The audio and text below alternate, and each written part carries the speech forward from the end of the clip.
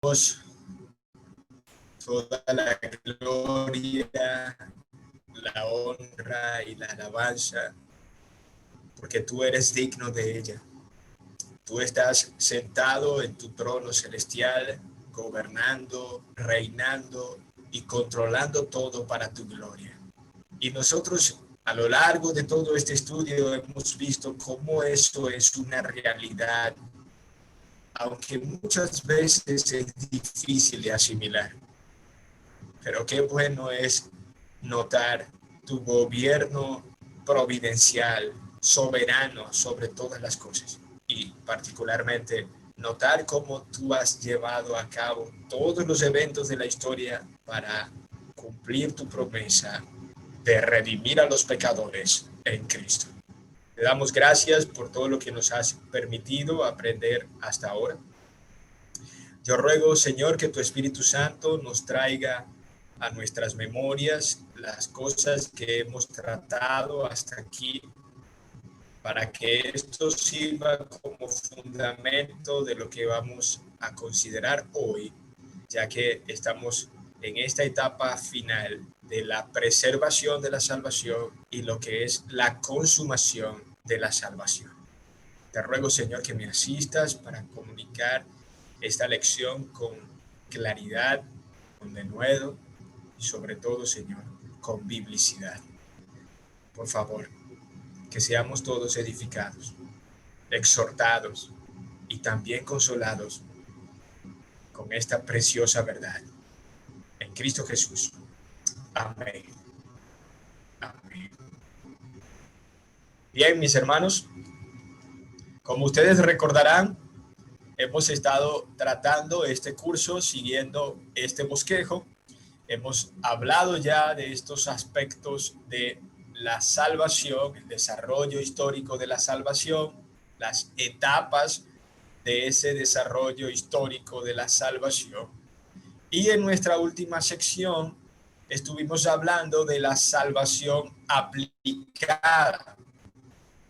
Hablamos del orden de la salvación, consideramos cómo el llamamiento eficaz está estrechamente vinculado a la predestinación, lo que incluye la regeneración y al mismo tiempo que propicia lo que es la conversión, el arrepentimiento, la fe, y hablamos de todas esas bendiciones espirituales que la persona obtiene al creer en Jesucristo, y vimos lo que es el tema de la justificación, la adopción, el don del Espíritu Santo, la santificación. Fue lo último que tratamos en ese aspecto de la salvación aplicada. Y ahora noten que hablar del tema de la perseverancia de los santos tiene que ver también con la aplicación de la salvación.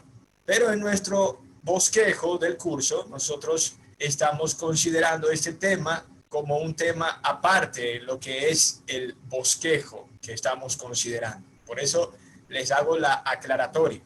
Hablar de la salvación preservada o la perseverancia de los santos sigue siendo parte de la aplicación de la salvación, pero para efectos de este curso hemos considerado esto en el bosquejo como una etapa singular, ¿ok? Pero nuevamente, sigue siendo parte de la aplicación, la obra del Espíritu Santo en los corazones de los creyentes. Entonces, vamos a comenzar hablando de la salvación preservada, y Dios mediante, si no tenemos problemas con la electricidad, el internet, vamos a finalizar hablando de la salvación consumada. Comencemos entonces a tratar el tema de la salvación preservada. Hay una dificultad con esta doctrina, hay una dificultad, y es debido a que hay algunos versículos dudosos, unos pasajes oscuros en las Escrituras que parecen contrarrestar las verdades que claramente revela la Biblia acerca de esta doctrina. Vamos a considerar esos textos. En el caso de los dudosos, vamos a considerar los 8 que aparecen en pantalla, y luego vamos a ver algunos de los versículos claros. No vamos a verlos todos por causa del tiempo, pero yo creo que esos que están subrayados, ustedes van a ver que son suficientes para mostrarnos la claridad bíblica de esta doctrina. Entonces, vamos a considerar los versículos dudosos, vamos a verlos todos. En primera instancia, había considerado que leyéramos y notáramos lo que nos dice Hebreos capítulo 6, versículos 4 al 9, pero vamos a considerarlos todos, de tal manera que podamos ver cómo esos textos son un poco oscuros, que parecen contrarrestar las verdades de los claros, pero que recuerden, hay un principio de hermenéutica que es vital, no solamente para esta doctrina, sino para entender todas las verdades que enseña la palabra de Dios. Y ese principio, aquellos hermanos que vieron el curso con el pastor Joscar, el curso de hermenéutica, recordarán que es lo que se llama la analogía de la fe. La analogía de la fe. La analogía de la fe declara que la Biblia es su propia intérprete. Toda la Biblia es plenaria, toda la Biblia posee una unidad de pensamiento y por tanto todo pasaje oscuro o difícil de interpretar debe ser interpretado a la luz de lo que la Biblia enseña claramente y no a la inversa. Hacerlo a la inversa es tomar un texto, sacarlo del contexto de la revelación bíblica y armar tremendo pretexto.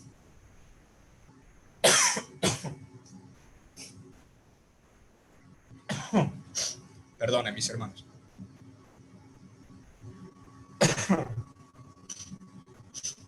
Bien.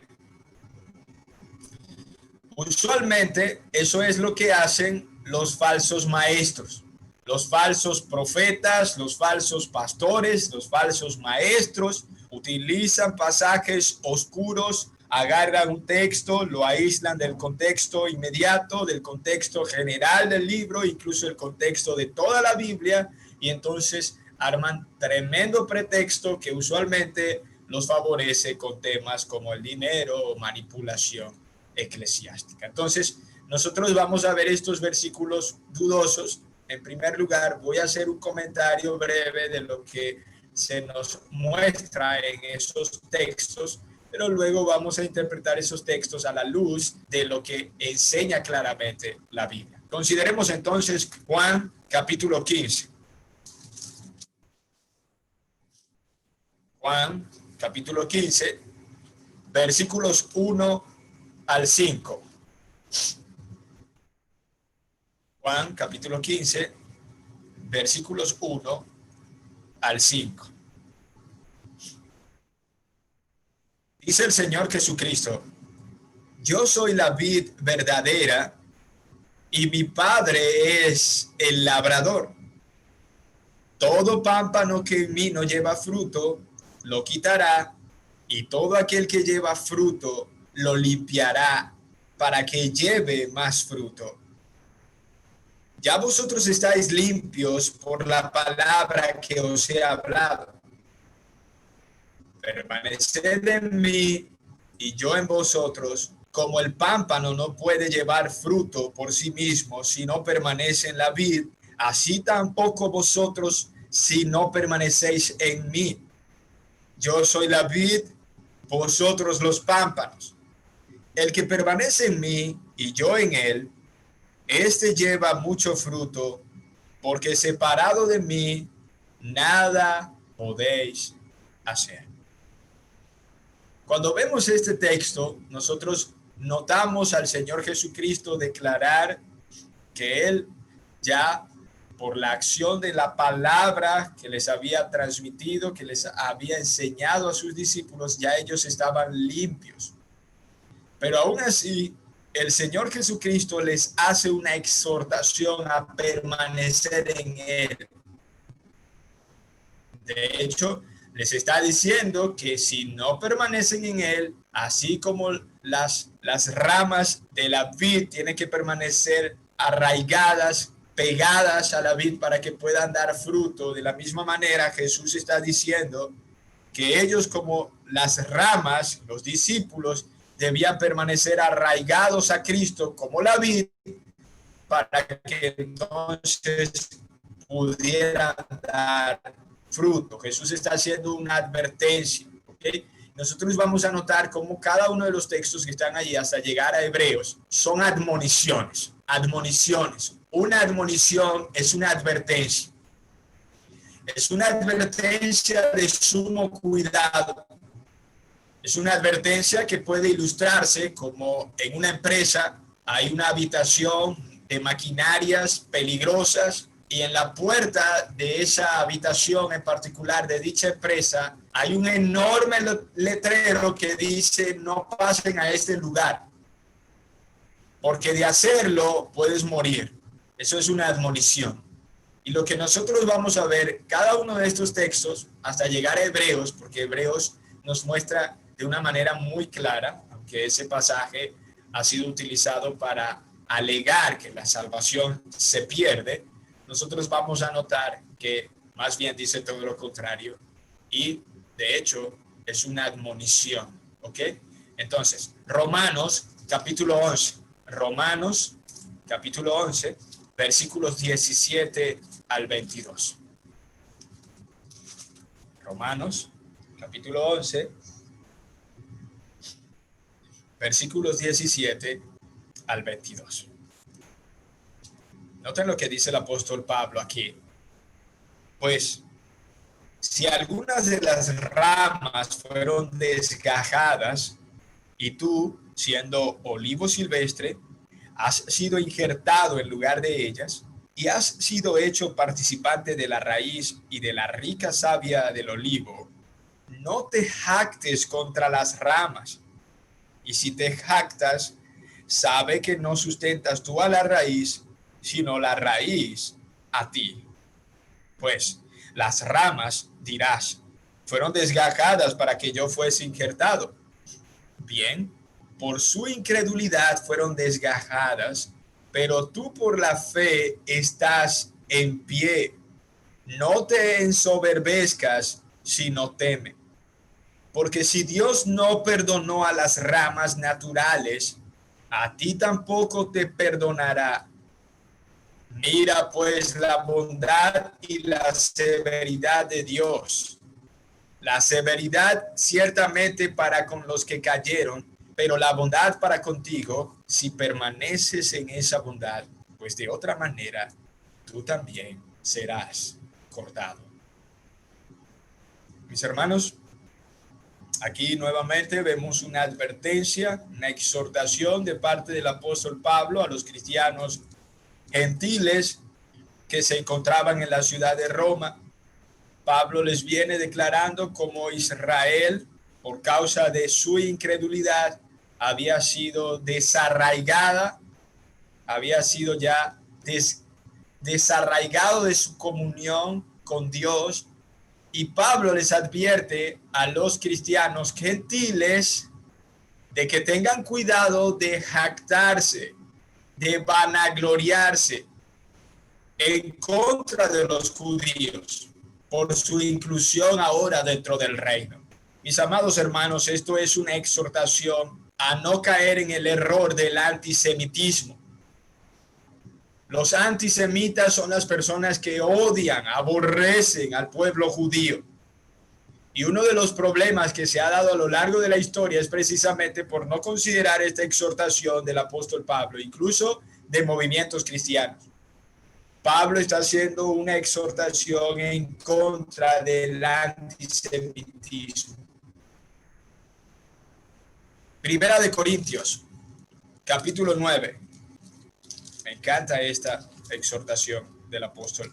El mismo apóstol que habló de la predestinación, el mismo apóstol que habló de la elección eterna, es el mismo apóstol que está haciendo estas declaraciones de admonición. Primera de Corintios, capítulo 9, versículos 24 al 27. ¿No sabéis que los que corren en el estadio, todos a la verdad corren, pero uno solo se lleva el premio? Corred de tal manera que lo obtengáis. Todo aquel que lucha de todo se abstiene. Ellos a la verdad para recibir una corona corruptible, pero nosotros una incorruptible. Así que yo de esta manera corro, no como a la aventura. De esta manera peleo, no como quien golpea el aire, sino que golpeo mi cuerpo y lo pongo en servidumbre. No sea que habiendo sido heraldo para otros, yo mismo venga a ser eliminado.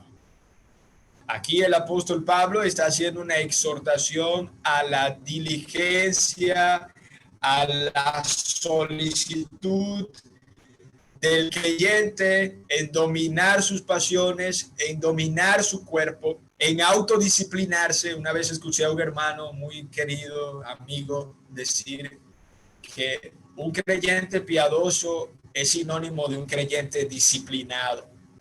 Y eso es precisamente lo que nos muestra el apóstol Pablo aquí.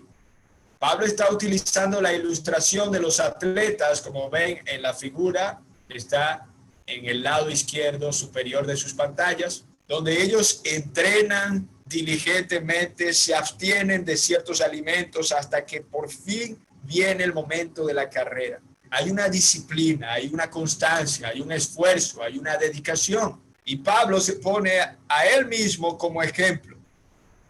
Él dice que golpeaba su cuerpo poniéndole en servidumbre. No se está refiriendo como creyeron los monjes en los monasterios que se autoflagelaban para tratar de socavar los deseos de la carne. No, los monjes se dieron cuenta que el hecho de que tú te flageles con un látigo, eso no necesariamente va a disminuir los deseos pecaminosos de tu corazón. Lo que Pablo está enseñando acá es una vida disciplinada en los medios de gracia que Dios ha dejado para que los creyentes mortifiquen sus pecados. Y Pablo está haciendo esta exhortación, incluso termina diciendo que él pudo haber llegado a ser descalificado del ministerio. No es que Pablo creyera que eso iba a ocurrir. Recuerden, él es el que escribió el orden de la salvación, pero al mismo tiempo está matizando este aspecto de la responsabilidad como creyente. Notemos Gálatas capítulo 5, versículo 4. Sé que están escribiendo, hermanos. Déjenme terminar estos aspectos de los versículos dudosos y luego miro las preguntas. Okay, de hecho, vamos a tener un espacio para preguntas. Gálatas capítulo 5, versículo 4. De Cristo os desligasteis los que por la ley os justificáis. De la gracia habéis caído. Este es uno de los textos preferidos por aquellos creyentes que alegan que en efecto una persona puede caer de la gracia y perder su salvación. Bien, el texto está diciendo, de la gracia habéis caído. Pero si nosotros aislamos esta declaración del apóstol Pablo de su contexto de la carta y del contexto de la redención revelada en toda la Biblia, nosotros vamos a decir eso. Pero cuando nosotros examinamos esta declaración a la luz del contexto, nosotros vamos a notar que lo que está diciendo el apóstol Pablo es que caer de la gracia es pretender alcanzar la salvación por medio del esfuerzo humano. De tal suerte, mis hermanos, que aquellos que enseñan que la salvación se puede perder por causa del esfuerzo humano, esos son exactamente los que caen de la gracia. Caer de la gracia es apartarse del hecho de que la salvación es únicamente por gracia, únicamente por Cristo, únicamente por medio de la fe en Él. Entonces, caer de la gracia, examinen lo dicho a lo largo de toda la carta a los Gálatas. Ustedes van a notar que caer de la gracia es desligarse de la suficiencia de la gracia y de Cristo. Así que vemos a la luz de ese contexto claro de la carta a los Gálatas, que ese texto no está diciendo que la salvación se puede perder. Hebreos, capítulo 6. Quizá este es el texto favorito, el argumento más fuerte que se tiene de la convicción de que alguien puede perder su salvación. Por tanto, vamos a examinar el texto. Mis amados hermanos, hay algo que es importante de considerar. Cuando se trata de los falsos maestros, generalmente, los falsos maestros no quieren ser desafiados. Es decir, enseñan a los fieles a que no consideren aquellos pasajes, aquellos postulados que parecen contrarrestar sus posturas. Ellos no consideran eso, de hecho, alertan a las personas a que no escuchen las posturas que son diferentes. Bueno, nosotros acá en el Seminario Reformado Latinoamericano no hacemos eso, no solamente porque estamos persuadidos de la verdad, sino porque entendemos que no somos infalibles y que por tanto siempre es bueno considerar las objeciones. Además, cuando nosotros consideramos las objeciones a la luz de la teología bíblica, que es el desarrollo histórico de la redención, nosotros no vamos a tener temor de ser desafiados porque vamos a ver que hay una perfecta armonía y una perfecta consistencia en todo lo que tiene que ver con la doctrina bíblica, la teología bíblica, ¿ok? Así que por eso nosotros vamos a considerar estos textos oscuros y este es quizá el favorito para enseñar que la salvación en efecto se pierde. Notemos lo que nos dice Hebreos capítulo 6, versículos 4 al 9. Porque es imposible que los que una vez fueron iluminados y gustaron del don celestial y fueron hechos partícipes del Espíritu Santo, y asimismo gustaron de la buena palabra de Dios y los poderes del siglo venidero, y recayeron, sean otra vez renovados para arrepentimiento, crucificando de nuevo para sí mismos al Hijo de Dios y exponiéndole a vituperio. Porque la tierra que bebe la lluvia, que muchas veces cae sobre ella, y produce hierba provechosa a aquellos por los cuales es labrada, recibe bendición de Dios. Pero la que produce espinos y abrojos es reprobada, está próxima a ser maldecida, y su fin es el ser quemada. Pero en cuanto a vosotros, oh amados, estamos persuadidos de cosas mejores y que pertenecen a la salvación, aunque hablamos así. Mis amados hermanos, noten que acá el autor está diciendo que es imposible que aquellos que fueron iluminados, aquellos que gustaron del don celestial y fueron hechos partícipes del Espíritu Santo, y que asimismo gustaron de la buena palabra de Dios y los poderes del siglo venidero, la esperanza, y recayeron, sean otra vez renovados para arrepentimiento. Cuando nosotros vemos esta declaración, ustedes van a notar que hay muchas interpretaciones, incluso de buenos creyentes, buenos teólogos, y algunos alegan que ese texto está hablando de la experiencia de alguien que simplemente simpatizó, alguien que tuvo un entendimiento racional de la palabra de Dios, pero que a fin de cuentas no había nacido de nuevo. Bueno, mis hermanos, yo no creo eso. Porque cuando nosotros vemos los elementos que declara aquí el autor de Hebreos, y ahorita vamos a ver 2 de Pedro capítulo 2, versículo 1, nosotros vamos a notar acá que hay elementos que solamente un nacido de nuevo puede saborear. Solamente alguien que ha sido regenerado, esa persona gusta de la palabra de Dios, recibe, es partícipe del Espíritu Santo, gusta del don celestial, pone su mirada en la esperanza venidera e incluso recibe la iluminación para poder entender que Jesús es el Mesías prometido, el Señor y Salvador. Así que este pasaje, aunque eso parezca desfavorecer la postura de la gracia perseverante o la perseverancia de los santos o la preservación de la salvación, la verdad es que no es así. Recuerden que les dije, mis hermanos, que en la Escritura se nos muestra promesas relacionadas con la gran promesa del nuevo pacto, y esa promesa nos asegura nuestra morada eterna, nuestra glorificación. Pero también la Biblia nos habla de admoniciones, advertencias. Estas dos cosas, mis amados hermanos, son perfectamente consecuentes con la doctrina de la soberanía de Dios y la responsabilidad humana. Hace poco compartía con un amigo, un hermano, que hablábamos acerca de este tema y él me decía que era difícil de comprender cómo es que convergen la soberanía de Dios y la responsabilidad humana. Y yo le dije que estaba tratando de entender algo que solamente vamos a entender en la gloria, pero que sin duda ambas verdades aparecen en la palabra de Dios.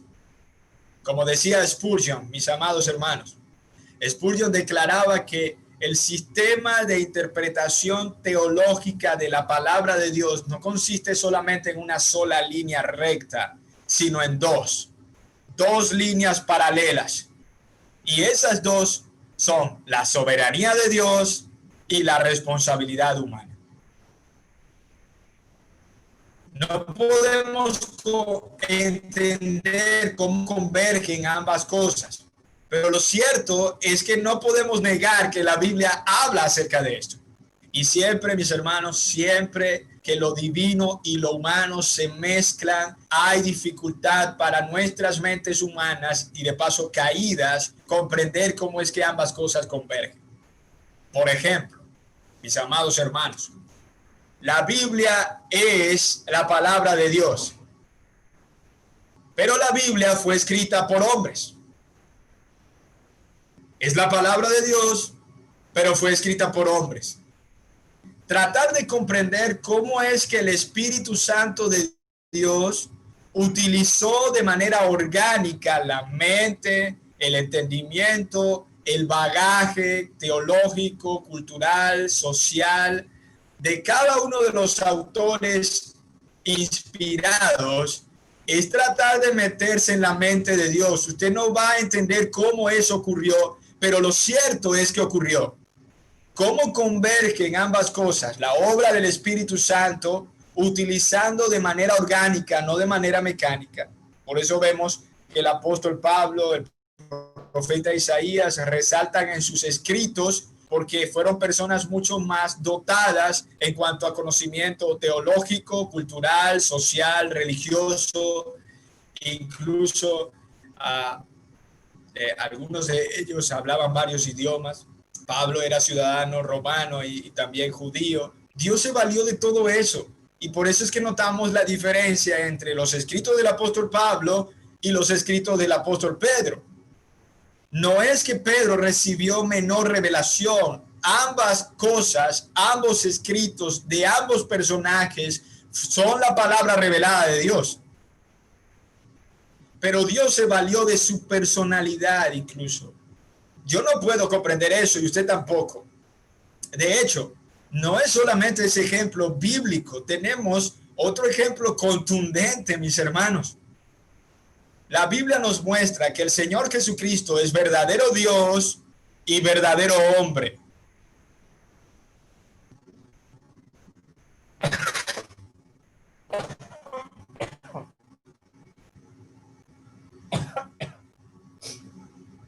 Mis hermanos, perdonen.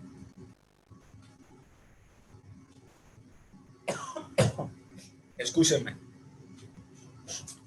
Como les decía, el Señor Jesucristo es la única persona en todo el universo que posee dos naturalezas, divina y humana, verdadero Dios y verdadero hombre. Tratar de comprender cómo es que ambas naturalezas convergen en una sola persona es un misterio. Es un misterio que el mismo apóstol Pablo declaró: grande es el misterio de la piedad. Dios fue manifestado en carne. Cuando hay grupos de creyentes que tratan de entender un aspecto de esos misterios, usualmente caen en sectas. Por eso tenemos la secta de los solo Jesús, por ejemplo, los modalistas que enseñan que Jesús es el Padre, es el Hijo y es el Espíritu Santo.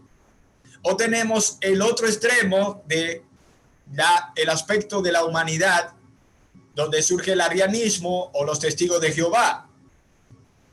El problema es que están tratando de entender lo que la Biblia enseña con respecto a esos aspectos de la naturaleza, la doble naturaleza de Cristo. De la misma manera ocurre con esto, mis hermanos. Cuando un grupo de creyentes matiza el aspecto de la soberanía de Dios en la salvación, usualmente ese grupo de creyentes cae en el extremo de no esforzarse, de no ser diligentes, de no predicar el evangelio, de no procurar solícitamente crecer en piedad, porque Dios es soberano y a la final Él va a llevar a cabo su plan. ¿Ven? Eso es una verdad. Así como es verdad que Jesús es hombre. ¿Se da cuenta?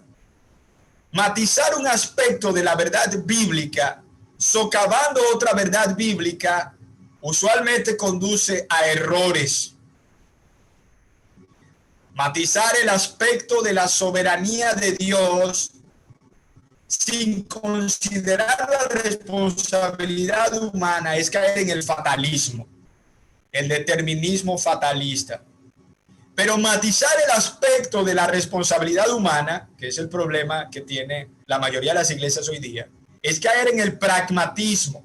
Es más, hermanos, matizar el aspecto de la responsabilidad humana sin ningún tipo de accionar divino es caer en el ateísmo práctico. Mis amados hermanos, aunque nosotros no podamos comprender cómo convergen ambas realidades, cómo es que están esas dos cosas, aunque yo no pueda comprender, la verdad bíblica es que ambas cosas están en la revelación de Dios. Y ambas cosas nos salvaguardan de caer en el extremo del fatalismo, donde yo no hago nada, porque Dios lo hace todo. O en el extremo del pragmatismo ateísta, donde yo niego a Dios y todo depende del esfuerzo humano. Por eso es que tenemos pasajes en las Escrituras como estos. Son admoniciones, son advertencias para los creyentes para que no descuiden su santificación, no descuiden su salvación, como dice Filipenses capítulo 2, para que se ocupen en su salvación con temor y temblor, responsabilidad humana, accionar divino, porque Dios es el que pone en vosotros tanto el querer como el hacer por su buena voluntad. De tal suerte, mis hermanos, que ustedes pueden saber si Dios en efecto está obrando en sus corazones cuando ustedes solícitamente quieren amarle, servirle, conocerle. Ambas cosas nos muestran la verdad de Dios. De hecho, noten cómo es que este texto es una advertencia. El pasaje hace una ilustración. La tierra que bebe la lluvia, que muchas veces cae sobre ella y produce hierba provechosa, aquellos por los cuales es labrada, recibe la bendición de Dios. Noten cómo esto encaja con la declaración de Cristo en Juan capítulo 15. Pero la que produce espinos y abrojos es reprobada. Es decir, la que no da fruto es reprobada, está próxima a ser maldecida y su fin es el ser quemada. Aquellos que no dan fruto están manifestando que no han nacido de nuevo y aún más en su responsabilidad están manifestando que no se han arrepentido sinceramente y no han confiado en Cristo como su Señor y Salvador. Ahora me encanta el versículo 9, porque el versículo 9 pone de manifiesto, mis hermanos, que esto es una admonición. Noten lo que dice el autor.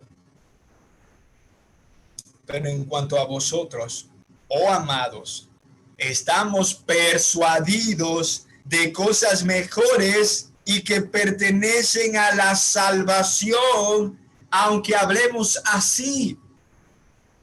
Nosotros estamos advirtiendo, le estamos exhortando, pero estamos persuadidos de cosas mejores. Mis amados hermanos, esto es una muestra contundente de que esta es una advertencia para los creyentes. De hecho, cuando nosotros entendemos el contexto histórico de la carta a los hebreos, nosotros vamos a comprender que el autor está escribiendo a los judíos que estaban reconociendo a Jesús como el Mesías, pero que por causa de la persecución de sus compatriotas judíos, ellos estaban considerando abandonar a Jesús, abandonar el cristianismo y regresar al judaísmo. Y por eso es que vemos que la carta a los hebreos, y Dios se valió en su providencia para que tuviéramos esta carta magistral que nos muestra cómo Cristo es el cumplimiento de todo lo revelado en el Antiguo Testamento. El autor se encarga de demostrarle a esos judíos que estaban titubeando por si regresaban al judaísmo, les está demostrando, mis hermanos, la supremacía de Cristo por encima de la religión judía. Y por eso es que vemos en este libro, en esta carta, vemos cantidades de admoniciones. Nuevamente, mis hermanos, les digo, cuando nosotros examinamos los pasajes dudosos a la luz del contexto histórico, a la luz del contexto inmediato de la carta, del libro entero, y a la luz de toda la revelación de la salvación, nosotros vamos a comprender que estos pasajes no están enseñando que la salvación se pierde. De hecho, noten que la admonición se declara en Hebreos 6, versículo 9, y que es perfectamente consecuente con lo que declara el autor de Hebreos cuando dice, en el capítulo 10, versículo 39, dice, pero nosotros no somos de los que retroceden para perdición, sino de los que tienen fe para preservación del alma. Él está expresando con toda garantía que su fe les iba a preservar su morada eterna en los cielos. Así que noten, mis hermanos, cómo estos textos son versículos que, aunque se consideran dudosos, cuando nosotros hacemos un estudio exegético, hermenéutico de dichos pasajes, a la luz de la analogía de la fe, nosotros vamos a ver que no están enseñando que la salvación se pierde. Segunda de Pedro, capítulo 2. Creo que nos extendimos un poco hablando de ese tema de la admonición.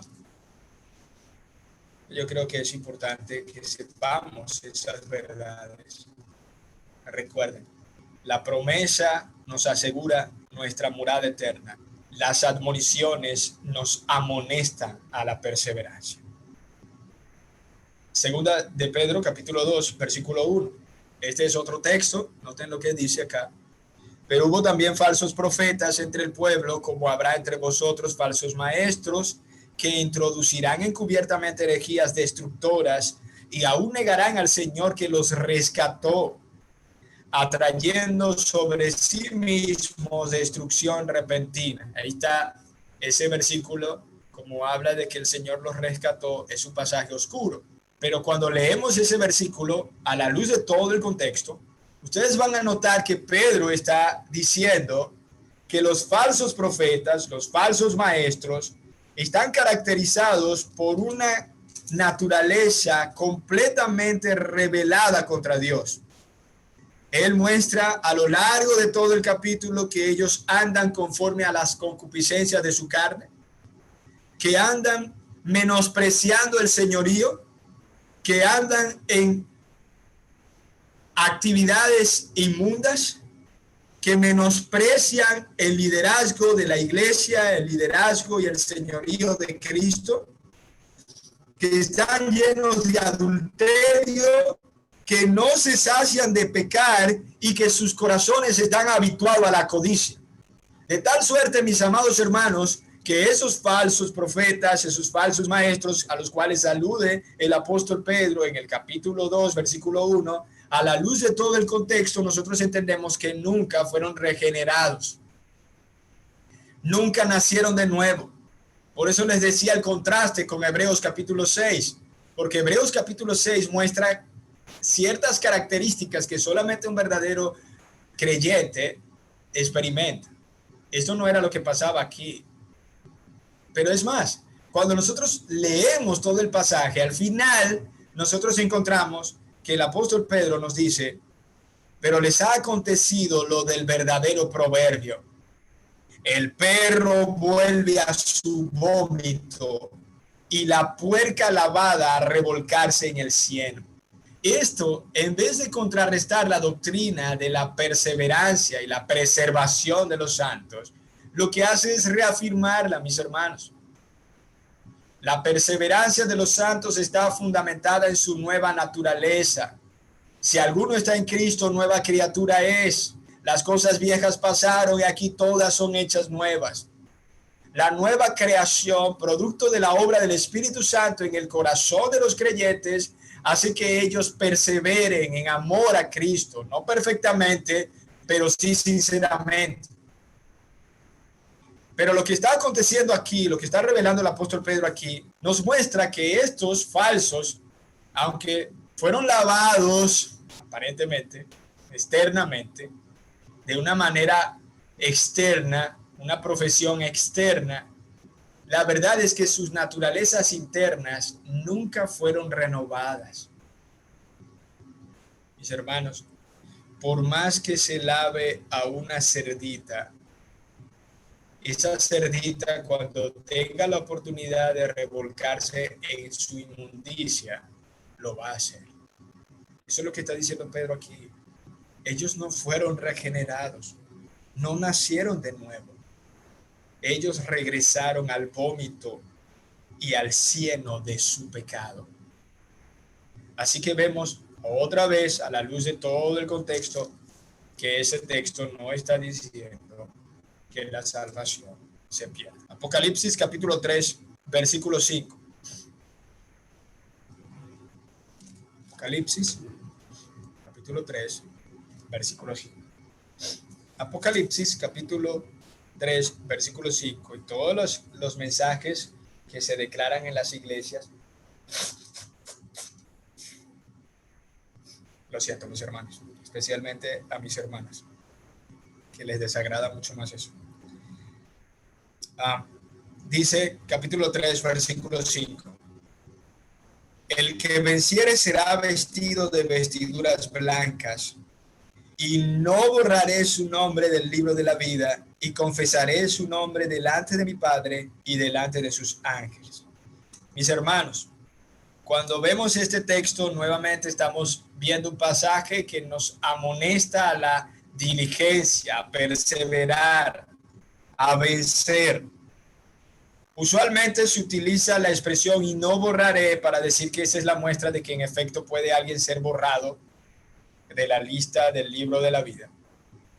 Pero noten que la aseveración es todo lo contrario. Aquellos que vencen serán vestidos de las vestiduras blancas en la gloria, y el Señor está asegurando que no va a borrar sus nombres del libro de la vida. Mis hermanos, necesariamente debemos entender esto a la luz del contexto en el cual se escribió.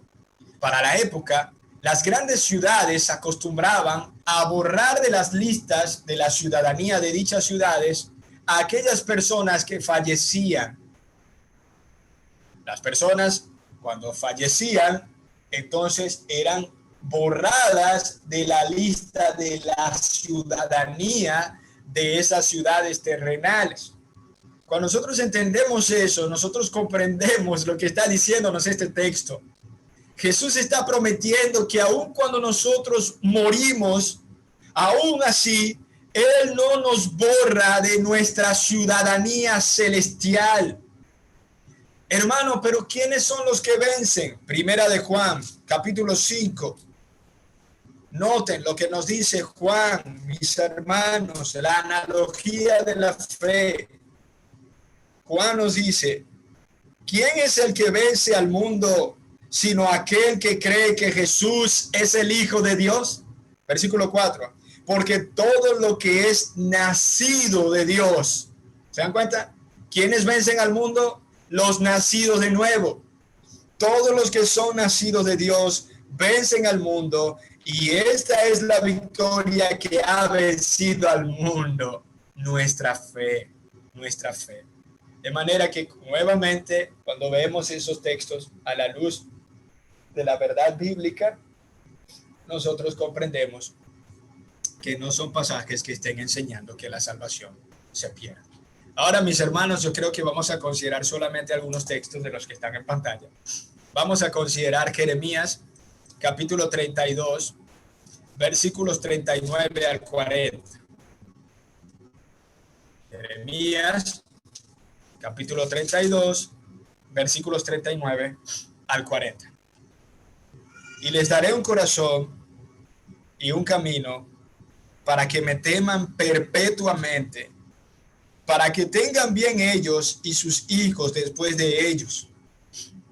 Y haré con ellos pacto eterno, que no me volveré atrás de hacerles bien. Y pondré mi temor en el corazón de ellos, para que no se aparten de mí. Mis amados hermanos, esta es la promesa del nuevo pacto. Esta es la promesa del evangelio. La promesa del Señor es que aquellos a los cuales Él regenera y transforma sus corazones, quitando el corazón de piedra, dándoles el corazón de carne, esos van a perseverar en el temor del Señor y no se van a apartar de Él. Es la promesa del nuevo pacto. Es la promesa que recorre a lo largo de toda la historia de la redención. Y pondré mi espíritu dentro de vosotros, y haré que anden en mis estatutos, y guarden mis preceptos, y los pongan por obra. Por eso cuando hablamos del tema de la justificación, les decía que la evidencia de que alguien ha sido justificado es que esa persona ahora está siendo santificada. La evidencia de que Dios salvó a alguien es que esa persona ahora anhela ser cada vez más como Cristo y cada vez menos como Él.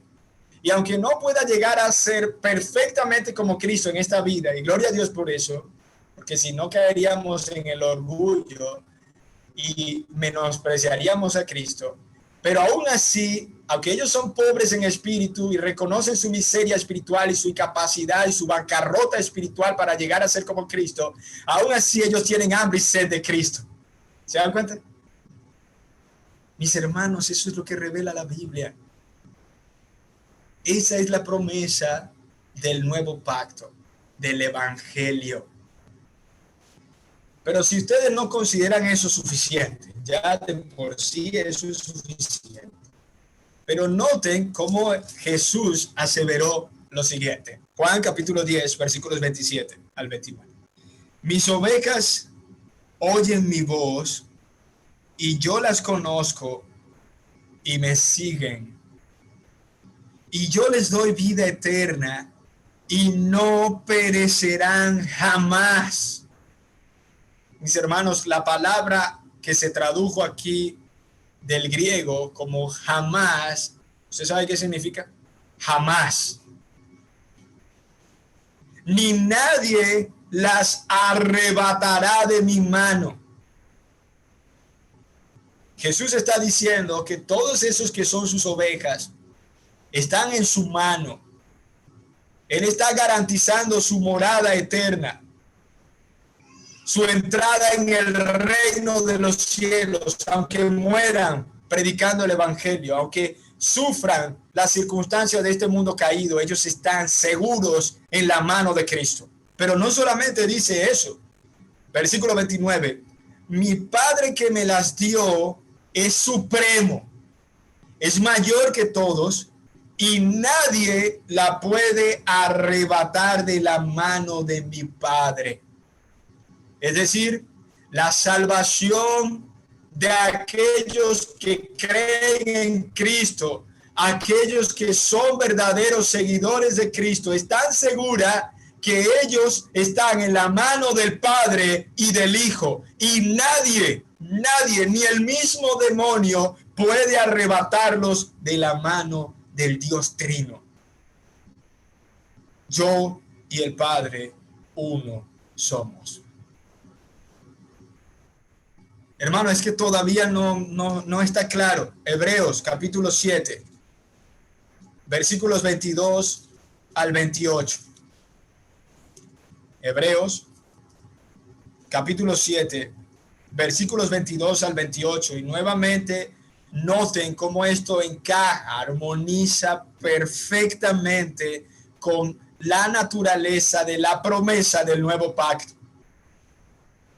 Por eso yo les decía en clases anteriores que uno de los problemas con las falsas doctrinas y su eficacia en llegar a persuadir la mente de muchos es porque no hay un estudio concienzudo y diligente de la palabra de Dios. Es porque se desconocen estas verdades del evangelio.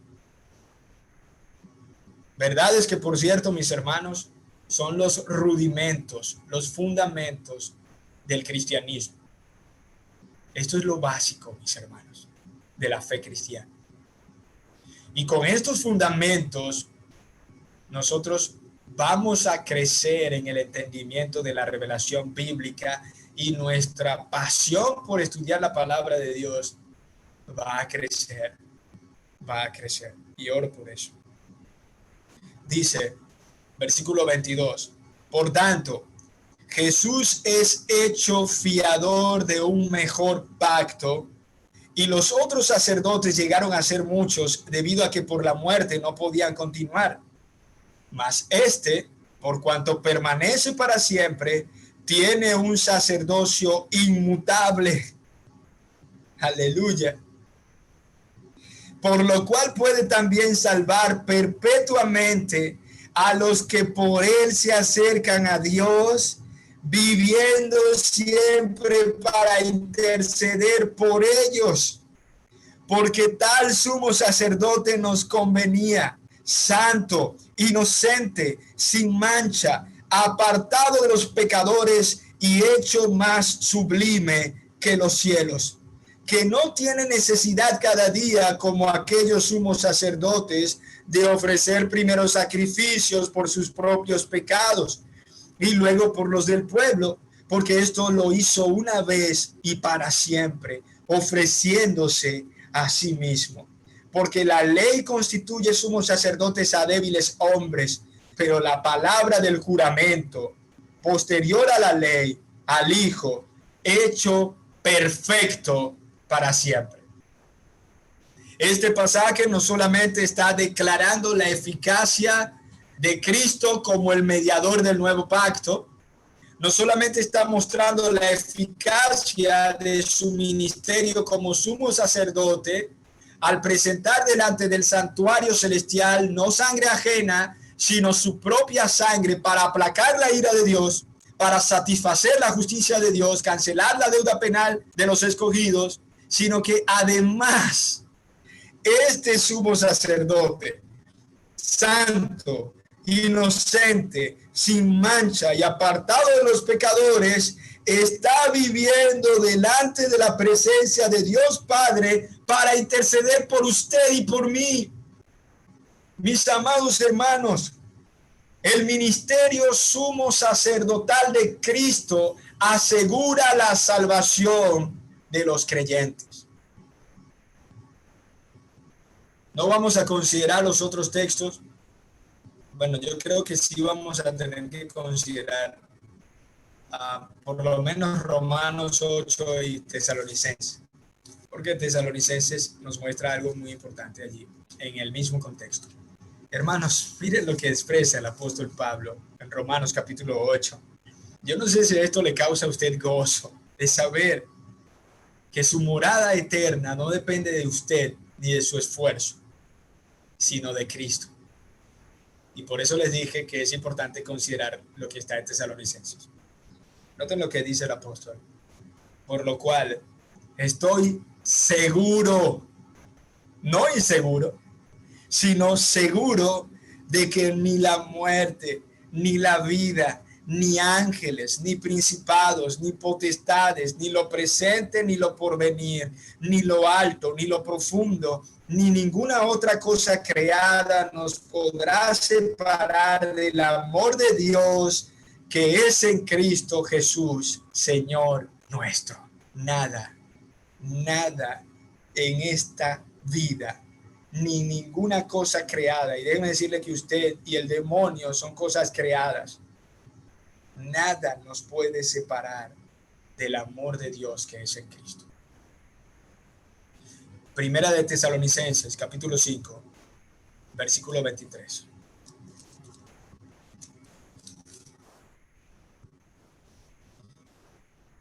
Noten lo que dice acá este pasaje. Por eso les dije, vamos a considerar este último. Ya el resto, mis hermanos, espero que le hayan tomado una fotito para que ustedes se persuadan por sí mismos.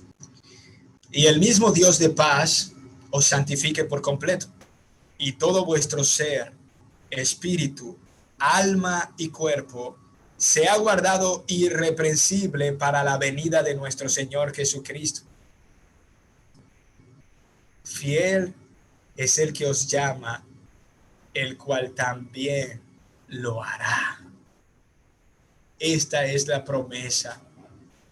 Eso es lo que revela el apóstol Pablo en el orden de la salvación. Aquellos que Dios llama, a esos los justifica, a esos los reconcilia, a esos los adopta, a esos los santifica y a eso los llevará a la gloria. Pero noten que aquí, en el contexto inmediato, hay admoniciones que nos salvaguardan del fatalismo, admoniciones que nos amonestan a la perseverancia. Hermanos, versículo 22. Absteneos de toda especie de mal. Versículo 19. No apaguéis al espíritu. Versículo 20. No menospreciéis la profecía. Versículo 21. Examinadlo todo, retened lo bueno. Absténganse de lo malo. ¿Se dan cuenta? Soberanía de Dios, responsabilidad humana. Todo en un mismo texto. La promesa soberana de Dios nos asegura que estaremos irreprensibles cuando Cristo regrese. Pero las admoniciones nos conducen a ser diligentes y a esforzarnos. Como decía Spurgeon, esfuérzate como si todo dependiera de ti y ora como si todo dependiera de Dios, porque ambas cosas están en la Biblia y nadie las puede negar.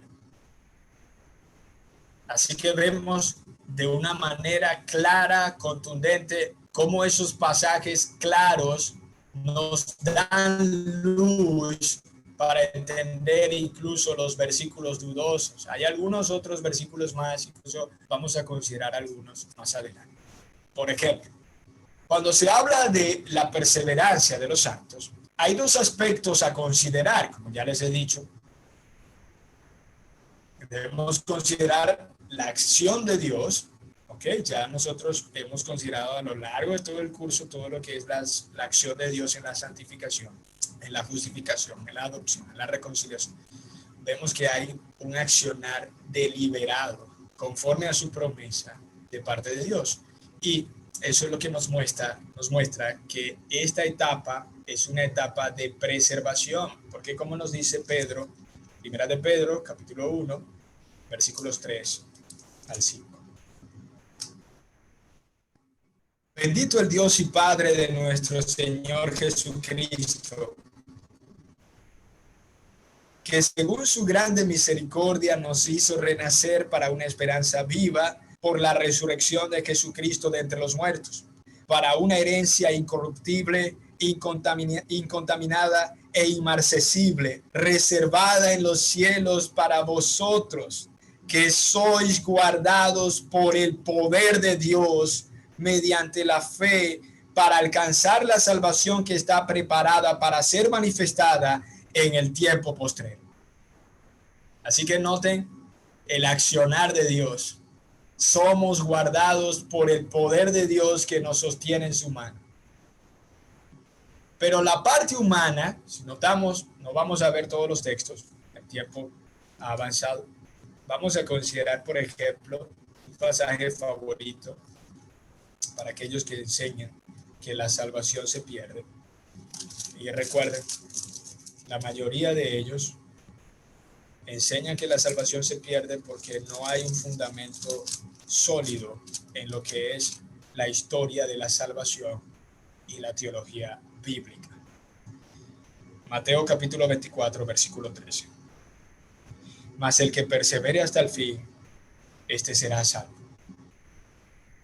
Ahora, no voy a hacer un comentario a la luz del contexto. Solo quiero que noten cómo ambas cosas están perfectamente reveladas en la Biblia. El accionar soberano y poderoso de Dios y el accionar responsable de los creyentes. Así que les dejo de tarea cada uno de los versículos que están en pantalla. Así que cuando hablamos de la Confesión de Londres, la Confesión de Londres nos muestra argumentos que son perfectamente consecuentes con cada uno de los versículos que consideramos. Incluso con cada una de las temáticas que hemos estudiado a lo largo de todo este curso. Por ejemplo, esta perseverancia de los santos depende no de su libre albedrío, sino que la Biblia nos muestra que depende de la inmutabilidad del decreto de elección.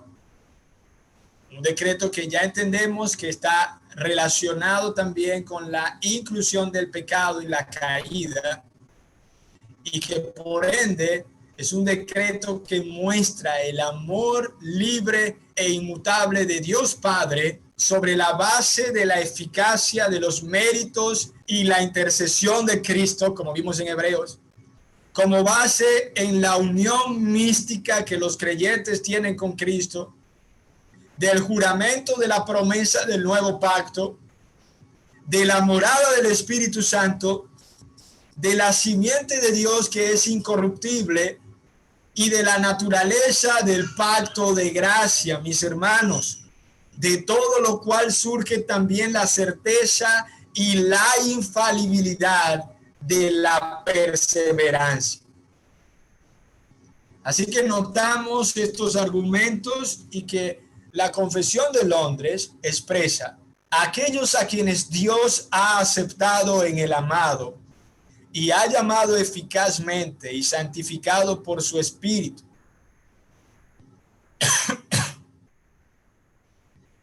Y a quienes ha dado la preciosa fe de sus elegidos, no pueden caer ni total ni definitivamente del estado de gracia, sino que ciertamente perseverarán en él hasta el fin.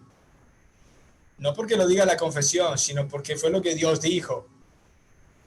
Y serán salvos por toda la eternidad, puesto que los dones y el llamamiento de Dios son irrevocables, por lo que Él continúa engendrando y nutriendo en ellos la fe, el arrepentimiento, el amor, el gozo, la esperanza y todas las virtudes del Espíritu para inmortalidad. Y aunque surjan y les azoten muchas tormentas e inundaciones, nunca podrán, sin embargo, arrancarles del fundamento y la roca a que por la fe están aferrados, a pesar de que, por medio de la incredulidad y las tentaciones de Satanás, la visión perceptible de la luz y el amor de Dios pueden nublárseles. Esto puede experimentar un creyente. Y pueden oscurecérseles por un tiempo. Así que, mis hermanos, esto es importante, y hago un comentario aquí, porque los creyentes pueden pasar tiempos de inmadurez y tiempo de pecado. Un verdadero creyente puede apartarse por un tiempo del Señor, por las tentaciones del mundo, por su falta de diligencia en empoderarse de los medios de gracia y se manifiestan todas las concupiscencias de su carne, por el engaño de Satanás y los dardos del maligno, Un creyente puede desviarse del camino por un tiempo, pero a fin de cuentas, si es un verdadero creyente, él va a regresar al camino. Pueden ver cómo lo ilustra Juan Bunyan cuando cristiano se desvía del camino y llega a caer en las manos del gigante de la desesperación, el castillo de la destrucción. Y noten, si han visto la novela, la película quizá, ustedes van a notar que en ese momento de desesperación y angustia, él recordó que él tenía la capacidad de comunicarse con Dios a través de la oración. Y el resultado es que él regresa arrepentido al camino. Eso es lo que está comunicando acá. Dice, pueden pasar por un tiempo, pero sin embargo, es aún el mismo. Y ellos serán guardados, sin duda alguna, por el poder de Dios para salvación, en la que gozarán de su posesión adquirida, al estar ellos esculpidos en las palmas de sus manos y sus nombres escritos en el libro de la vida desde toda la eternidad. Así que vemos esta declaración, que es una buena manera de resumir los versículos que acabamos de considerar. Así que noten, mis hermanos, la promesa del Dios Trino es que Él nos tiene en su mano y de ahí nadie nos podrá arrebatar. Hablar de este aspecto, mis hermanos, es hablar del aspecto final de lo que fue la sistematización del Sínodo de Dort en respuesta a la protesta arminiana. Esto es lo que se conoce también como las doctrinas de la gracia. Nosotros hemos visto ya cómo hay una depravación total, una condición humana producto de la caída, donde hace necesario que Dios escoja quiénes va a salvar, a quiénes va a salvar, porque de lo contrario nadie se salvaría, porque por causa del pecado el hombre no quiere a Dios, lo rechaza, lo menosprecia. Jesús lo dijo, la luz vino al mundo, pero los hombres aman más las tinieblas que la luz, y por eso son responsables. Vemos que esos que Dios escogió por pura misericordia, por pura gracia, por esos Cristo muere eficazmente en la cruz. Esos por los cuales Cristo murió eficazmente en la cruz son llamados eficazmente en el tiempo, el lugar que Dios ha determinado que eso ocurra. Y que esos que son llamados, son reconciliados, son justificados, son adoptados, son santificados, esos van a perseverar hasta el fin. Por eso, mis amados hermanos, la evidencia de que alguien se arrepintió sinceramente y creyó sinceramente en Cristo, y lo hizo hace 10, 20, 15 años, la evidencia de que eso fue sincero es que hoy día esa persona sigue arrepintiéndose y sigue creyendo en Cristo como lo hizo la primera vez. A fin de cuentas, todo este sistema teológico conduce a darle toda la gloria a Dios. Es lo que se expresa como el soli deo gloria. Mis amados hermanos, la salvación le pertenece al Señor. Y por eso ustedes notarán en Apocalipsis cómo se nos revela que cuando estemos en la gloria, todos al unísono vamos a decir, la salvación pertenece a nuestro Dios y al que está sentado en el trono, al Cordero. A Él sea la gloria, la honra y la alabanza por los siglos de los siglos. Amén. Así que vemos este aspecto de las doctrinas de la gracia que culminan con la perseverancia de los santos. Por eso, como nos reveló Lucas, el Señor nos levantó un poderoso Salvador en la casa de David, su siervo, el león de la tribu de Judá. Preguntas. Vamos a dar este espacio aquí para preguntas. A ver qué hora es por acá. 10:20. Creo que sí nos va a dar tiempo. La parte final no va a ser tan extensa porque obviamente ese tema ya está relacionado con la escatología, pero sí vamos a considerar algunos aspectos relacionados con la salvación.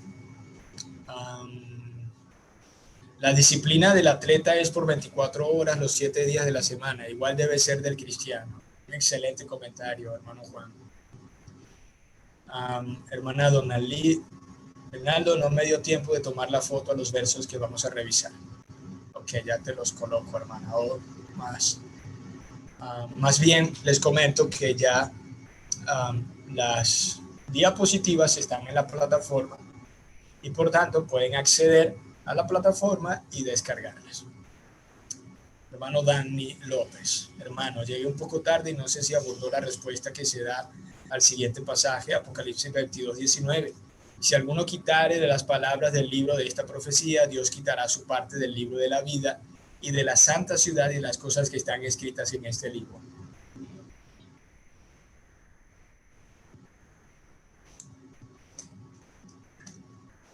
Sí, sí, de hecho hay algunos otros textos. Ese es muy bueno, pero es otro texto que nos amonesta. Una de las cosas que explicábamos hace instantes, hermano Dagny, es que cuando vemos cada uno de esos textos en la escritura, son admoniciones, son exhortaciones, advertencias que nos conducen a la diligencia, que nos conducen a la perseverancia. Pero que cuando vemos la promesa del nuevo pacto, notamos que también la promesa nos asegura nuestra morada eterna. Entonces, ambas cosas están en la Biblia y decíamos que ambas cosas están relacionadas con la soberanía de Dios, la promesa, y la responsabilidad del creyente. Entonces, la soberanía de Dios nos muestra que Dios nos garantiza a todos los que verdaderamente creemos en Cristo que vamos a estar en la gloria. Pero las admoniciones nos exhortan a ser diligentes y no caer en el error del fatalismo, en el error del ateísmo pragmático. ¿Ok? Esto matiza nuestra responsabilidad. La soberanía de Dios nos da descanso, porque aun cuando nosotros, miren hermanos, aun cuando ustedes sean los creyentes más piadosos, más diligentes, ustedes van a notar que a medida que van creciendo en piedad, al mismo tiempo van a notar que van creciendo en el reconocimiento de sus pecados.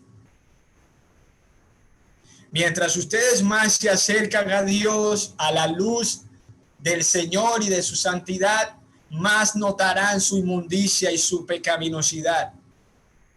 Y en ese contexto, lo único que nos da consuelo, descanso para nuestras almas, es saber que Dios es santo y que Él es soberano y que Él me garantiza que estaré con Él, aunque yo me vea a sí mismo como un pecador miserable, porque no depende de mí ni de mi esfuerzo, ni de mis obras, sino de lo que Cristo hizo por mí. Así que hablamos ya acerca de esos aspectos y mencioné que también hay otros versículos que son como ese, que nos amonestan a la diligencia, a la perseverancia. ¿Okay? Así que gracias por la pregunta, hermano Dagny. ¿No hay más preguntas? ¿Comentarios?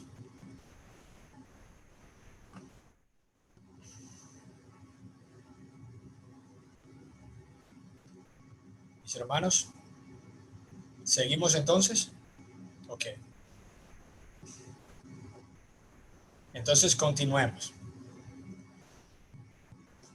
Cuando hablamos del tema de la salvación, nosotros notamos que Dios ha hecho un plan. Y ese plan nos muestra la garantía de que desde la eternidad pasada a la eternidad futura, Dios va a cumplir su promesa. Y en ese sentido, Hemos llegado ya al aspecto de la salvación consumada. La salvación consumada. Hablar de la salvación consumada, mis hermanos, es sinónimo de hablar de la glorificación. Y cuando nosotros vemos lo que nos dice el apóstol Pablo en Romanos capítulo 8, Pablo nos habla de la glorificación del ser humano, pero también de la glorificación de la creación. Ambas cosas fueron afectadas por la caída. Aún los creyentes siguen experimentando las consecuencias de la caída y por eso es necesario esta glorificación. Romanos capítulo 8, versículos 29 al 30, dice, porque a los que antes conoció, también los predestinó, para que fuesen hechos conforme a la imagen de su Hijo. A fin de cuentas, mis hermanos, la promesa de Dios es que Él va a hacer de cada uno de nosotros, cristianos, Él nos va a hacer como Cristo. Ese es el plan de Dios. El plan de Dios no es hacerte feliz como tú pretendes ser feliz. El plan de Dios es que tú seas cada vez más como Cristo. Y eso se va a consumar en la gloria. Seremos como Él. Pablo nos dice en Corintios que vamos a resucitar los que estemos muertos cuando Cristo regrese. Los que estemos vivos vamos a ser transformados en un abrir y cerrar de ojos y vamos a recibir cuerpos incorruptibles semejantes al cuerpo resucitado de Cristo. Él es las primicias y eso se va a cumplir cuando Él regrese.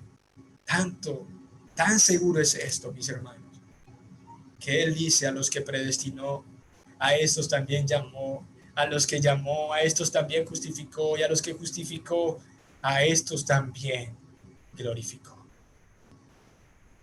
Así que hay una promesa de glorificar a los creyentes, transformar sus cuerpos corruptibles en cuerpos incorruptibles semejantes al de Cristo. Nada más piénselo. Nada más piense en que Dios ha sido fiel, mis hermanos. Si Dios no fuese fiel y no fuese soberano, Él no pudiese llevar a cabo sus promesas.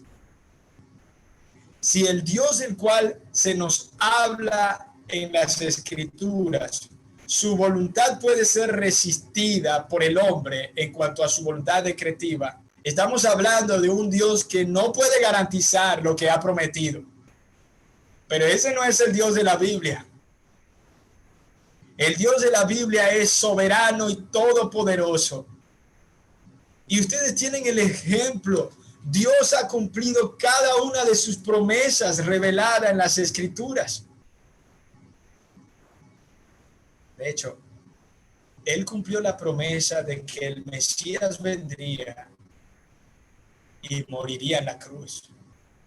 Y debo decirle, mis amados hermanos, que las promesas y las profecías reveladas en las Escrituras con respecto a la primera venida de Cristo no son mayores que de la segunda. De la segunda venida de Cristo se habla más en toda la Biblia. De tal suerte, mis hermanos, que si Dios cumplió todo lo relacionado a la primera venida de Cristo, tengan por certeza que Él va a cumplir todo lo relacionado a la segunda venida de Cristo. Y cuando Él regrese, seremos transformados para recibirle en el aire y regresar a reinar con Él. Por ello, cuando Cristo regrese, también hay una promesa de que va a ser redimida la creación, porque sabemos que toda la creación gime a una y a una está con dolores de parto hasta ahora. Está con dolores de parto la creación desde la caída, mis hermanos. Por causa de la caída, Dios maldijo la tierra. Maldita será la tierra por causa tuya. Esa es la razón por la cual vemos enfermedades, desastres naturales, la muerte, todo lo que ocurre en este mundo es producto del pecado del hombre. Todo lo que ocurre en la creación, todos los desastres naturales, los huracanes, los terremotos, los volcanes, todo eso es producto de la caída. Y por eso el apóstol Pablo declara que la creación gime como lo hace una mujer cuando está con sus dolores antes de dar a luz. Gime. Si hay alguna madre aquí que haya dado a luz a sus hijos, escuchándonos ahora mismo, y que los haya dado a luz de manera natural, un parto natural, ustedes mujeres saben lo doloroso que es. Asimismo está gimiendo la creación, aguardando la redención de los creyentes y la redención de sí mismo. Mis hermanos, Dios va a cumplir su promesa. Todo lo que se perdió por causa de la caída, todo lo que se perdió va a ser restituido perfectamente gracias a Cristo. Mis hermanos, cuando venga la gloria, nosotros vamos a notar que en la gloria se va a consumar perfectamente cada una de las promesas de Dios, cada una de las promesas reveladas en el pacto, en los pactos. Jesús es ese postrer Adán que cumplió con las demandas del pacto de obras y por tanto restituyó, recuperó todo lo que se perdió en el paraíso, algo que se va a consumar en la gloria. Pero no solo eso, él es esa simiente de Abraham en el cual serán benditas, son benditas todas las naciones de la tierra. Cuando estemos en la gloria, hermanos, vamos a disfrutar de una comunión grandiosa con creyentes cristianos de toda etnia, de toda nación, de toda tribu, de toda lengua, y todos estaremos adorando y glorificando a Dios. En la gloria van a haber cristianos, africanos, venezolanos, chinos, bolivianos, norteamericanos. Van a haber creyentes de todas las naciones. Es la promesa que Dios le hizo a Abraham. En la gloria, mis hermanos, se va a manifestar la obediencia de los creyentes perfectamente, porque ya no van a luchar más con la tentación. El diablo será destruido. Ya no habrá más muerte, no habrá más tentación, no habrá más pecado, y por tanto los creyentes van a poder reflejar perfectamente en obediencia a la ley moral revelada en el pacto mosaico. El mundo va a ser un paraíso. Y por si fuera poco, se va a cumplir la promesa que Dios hizo a través del pacto davídico, donde el mismo Cristo estará reinando sobre nosotros. Oh, mis hermanos, ver estas verdades es ver la historia de la redención consumada, es ver la promesa cumplida, la promesa revelada y anticipada en los pactos, consumada perfectamente. Y ya nosotros tenemos adelantos de esas esperanza de gloria si verdaderamente confiamos en Cristo.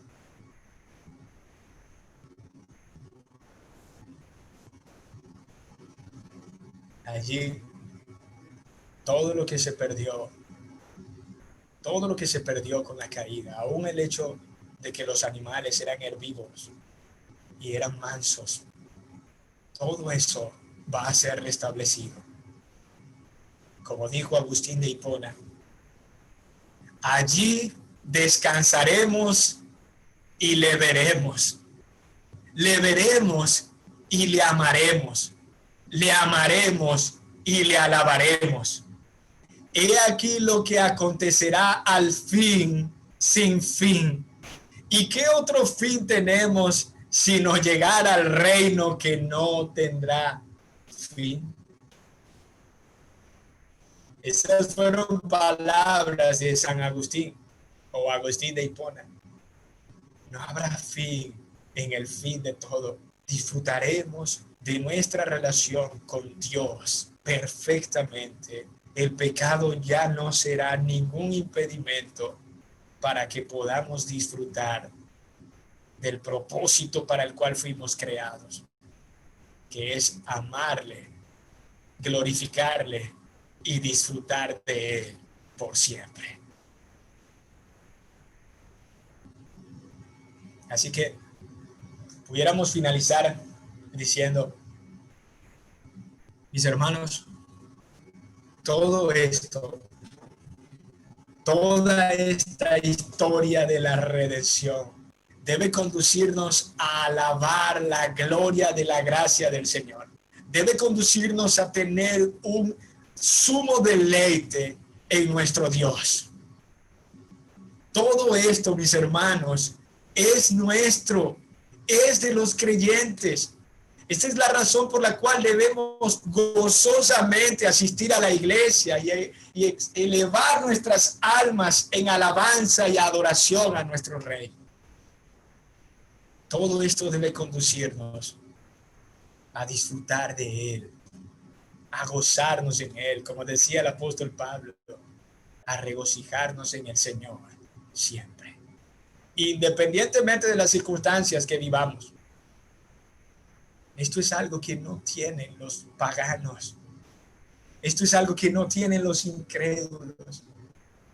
Es nuestro, solo por gracia, solo por Cristo, solo por medio de la fe. Además, mis hermanos, esto además de proveer o producir un gozo en nuestras almas y un deseo de alabar al Señor mientras vivamos, debe también conducirnos a la santificación, a ser perseverantes, a ocuparnos en nuestra salvación con temor y temblor. ¿Cómo vamos a descuidar una salvación tan grande? ¿Cómo no vamos a ocuparnos en nuestra salvación que es tan gloriosa y que además el ocuparnos en ella con toda diligencia nos asegura galardones en la gloria? Sí, mis hermanos, escucharon bien. Aquellos creyentes que con toda diligencia, como el apóstol Pablo, como Calvino, como Spurgeon, como Wesley, que fueron diligentes en vivir su vida cristiana para la gloria de Dios, esos creyentes van a recibir recompensas eternas. Así que todo esto debe conducirnos a la diligencia y el fervor. Asimismo, mis hermanos, contrario a lo que piensan algunos, que hablar de la predestinación, hablar de la seguridad de la salvación, es contrarrestar la obra misional y el evangelismo. Bueno, eso no es así. Hermanos, les dejo esta tarea. Investiguen quiénes han sido los más poderosos instrumentos en las manos de Dios desde la Reforma Protestante para el avance de su reino. Y ustedes van a notar que los más grandes misioneros, los más grandes predicadores, los más grandes pastores, y que nosotros, yo estoy diciendo que ellos eran grandes, pero que si estuvieran ahora mismo aquí, ellos estuvieran diciendo, el único grande es Cristo. Somos pecadores que contamos con un Dios grande y misericordioso. Pero estoy utilizando ese término porque ellos no están aquí, puedo exaltarlos. Exaltando lo diligente que fueron en la gracia y la obra de Dios en sus corazones. Los más grandes instrumentos en las manos del Redentor para el avance de su reino han sido calvinistas. Examinen lo dicho, investíguenlo. Entender el evangelio de la gracia y la historia de la redención no conduce a la apatía, conduce a la diligencia, conduce al deseo ferviente, no solamente que las almas sean salvas, sino que ellas vengan a Cristo y vivan para su gloria porque Él es digno. como dijeron unos misioneros en una ocasión. Ellos estaban abandonándolo todo y estaban yendo a un lugar completamente contrario al cristianismo. Y ellos, cuando partieron en barco, dijeron: el cordero que fue inmolado es digno de recibir nuestros padecimientos. Es digno de recibir la recompensa por sus padecimientos. Así que, contrario a la opinión común, esto conduce diligentemente y fervientemente al deseo de que las personas vengan a Cristo y vivan para su gloria. No solamente que sean librados del infierno, sino que vengan a Él y se sometan a su señorío amoroso y disfruten de lo que es cumplir el propósito para el cual fueron creados. Además, mis hermanos, esto debe conducirnos a tener seguridad. Nuestra salvación es segura, mis hermanos. Sí, no depende de tu esfuerzo, no depende de tus méritos, no depende de tu obra, mis hermanos. Depende del esfuerzo, los méritos y la obra de Cristo. Dios te acepta, eres amado gracias a Cristo. Dios te acepta y te ama en tus mejores días como en tus peores días. ¿Sí escuchaste bien? Dios te acepta tal como eres gracias a Cristo. Pero recuerda, eso no debe conducirte a la negligencia, sino todo lo contrario, a una gratitud gozosa que procure la santidad. Y finalmente, mis hermanos, esto debe conducir a cada uno de ustedes a tener fe en que todo lo que hace el Señor, aún en medio de las pruebas, aún en medio de las dificultades económicas, políticas, aún en medio de la falta de electricidad, de la falta de agua, de la falta de recursos para comprar alimentos, aún en medio de todas esas dificultades, ten la certeza de que Dios está orquestando todo para su propia gloria y tu bienestar. Eso es fe. Eso fue lo que condujo a los creyentes a ser martirizados por la causa de Cristo. Así que tenemos indubitablemente un poderoso Salvador, el león de la tribu de Judá, Cristo, nuestro Señor y Salvador.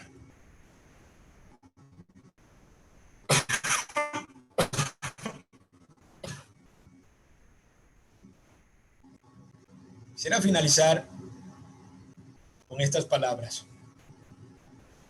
Mis hermanos, la teología de la palabra de Dios nunca fue diseñada para ser un fin en sí mismo, sino un medio para llegar al fin. Y ese fin es una vida radicalmente transformada. El propósito de este curso no es simplemente proveerles conocimiento, sino guiarlos a la santidad y a una entrega total a Cristo y su reino.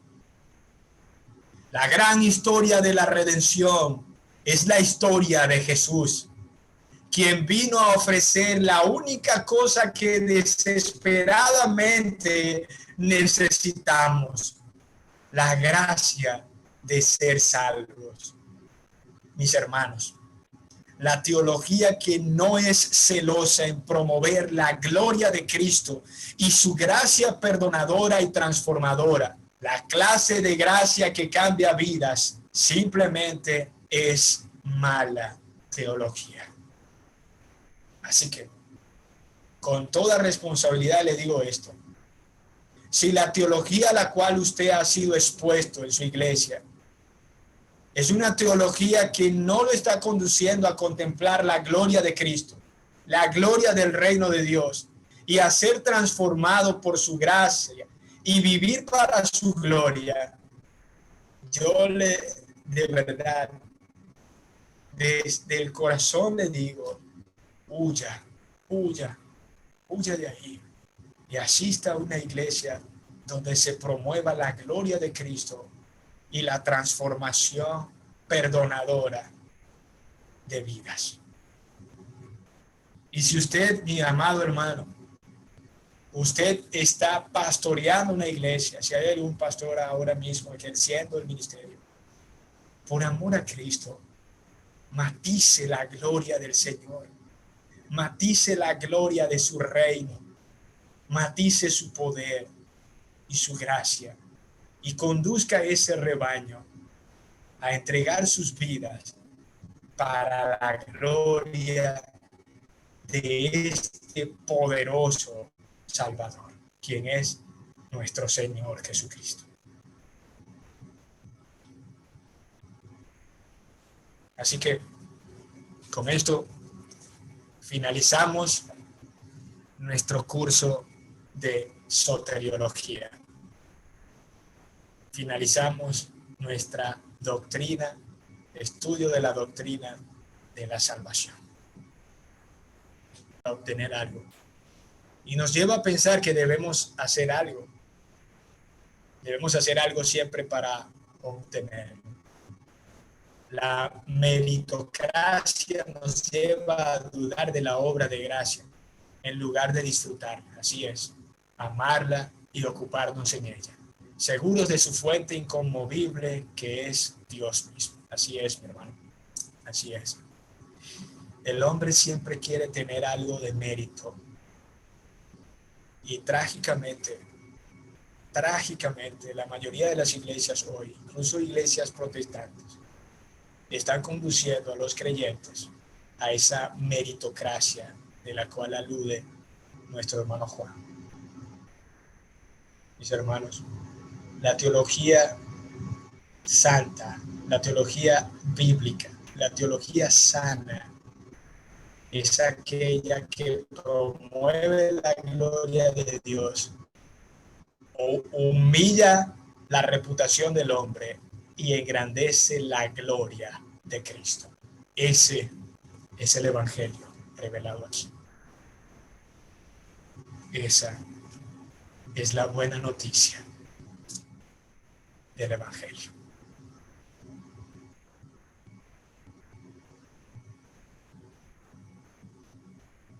Así es. Ese no es el fin. Ese no es el fin, como bien dices, hermana. Ese no es el fin de la teología bíblica. Puede servir para aconsejar quizá en una clase, porque hay algunos textos que son los que utilizan para enseñarle a la iglesia cómo administrar bien sus recursos, cómo buscar la manera de ser buenos mayordomos de lo que Dios nos da, pero no para ser felices y tener un lucro individualista y egoísta. No. Los pastores deben enseñar cómo la iglesia debe administrar los recursos y las finanzas.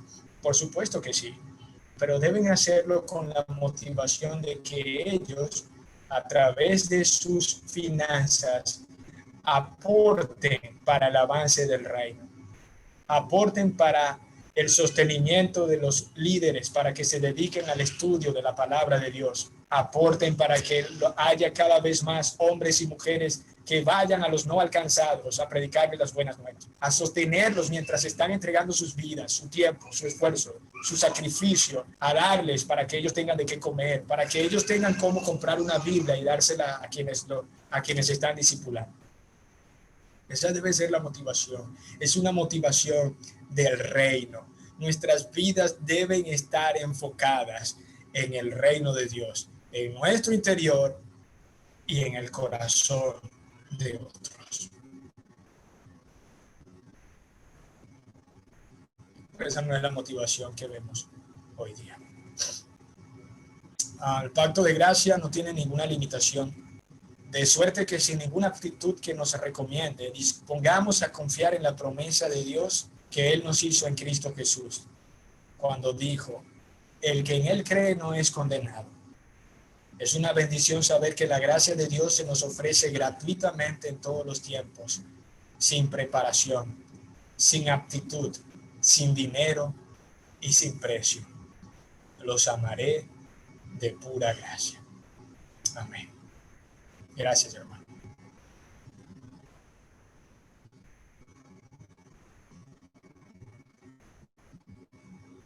¿Algún comentario, mis hermanos? ¿Algún aporte? ¿Alguna duda? Este es el momento, mis amados hermanos, porque les cuento que esta es nuestra última clase de todo lo relacionado al contenido de la soteriología. Hemos terminado ya nuestro curso de soteriología con esta clase, por eso en sus pantallas, fin. Sin embargo, les comento, aquellos que quizá no pudieron conectarse a las 9 de la mañana, les comento que Dios mediante el próximo sábado vamos a tener a un profesor invitado que nos va a tratar un tema que quizá es un poco controversial.